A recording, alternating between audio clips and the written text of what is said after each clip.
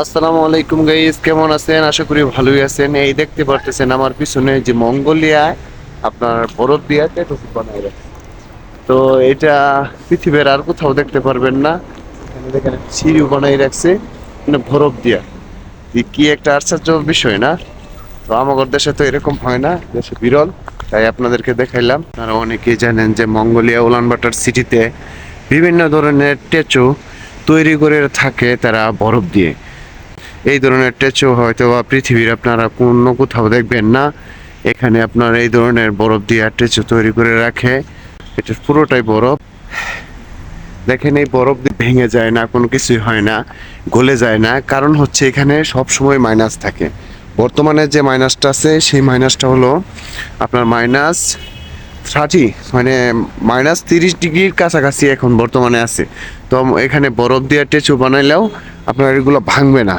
আপনারা মঙ্গোলিয়া অনেকেই আছেন কিন্তু অনেকে জানেন না যে এটা কোন জায়গায় পড়ছে, যে কোন জায়গায় আসলে এগুলো আপনারা দেখতে পারবেন। এটা হচ্ছে মঙ্গোলিয়া উলানবাটর সিটি সুখবাতারের অপর সাইডে যদি আপনারা আসেন, দেখতে পারতেছেন এই টাওয়ারের অপর সাইডে যদি আসেন তাহলে এখানে আপনারা দেখতে পারবেন। উপরের জায়গাগুলো আমি দেখিয়ে দিচ্ছি যাতে সহজভাবে আপনারা চিনতে পারেন। এখানে যদি আসেন তাহলে এইভাবে আপনারা দেখতে পারবেন যে এখানে বরফ দিয়া ট্যাচু বানায় রাখছে আর এগুলো গলে না। আসলে পৃথিবীতে অনেক এই ধরনের জায়গা আছে যেগুলো জায়গা, যে এক এক দেশের এক এক কালচার, এক এক দেশের এক এক পরিস্থিতি। তো এইখানে দেখেন আপনি বরফের যেভাবে সেগুলো ধারণা আছে কিন্তু এগুলো গলে না। আমাদের দেশে এগুলো হচ্ছে বিরল, হয়তোবা এই দেশে এগুলো স্বাভাবিক। আপনারা যখন আসবেন ভালো জুতা পরে আসবেন, কারণ এখানে প্রচুর পরিমাণ স্লাইপিং হয়, মানে পিছল খেয়ে পরে যাবেন। তো ভালো জুতা পরে আসবেন, অবশ্যই দেখতে পারবেন সুন্দর দৃশ্য।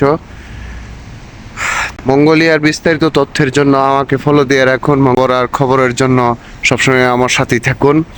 তো আপনাদেরকে বিভিন্ন কিছু দেখাইবো আমি, সৌন্দর্য আপনাদেরকে সবসময় তুলে ধরার চেষ্টা করবো। সবাই ভালো থাকবেন, আল্লাহ হাফেজ।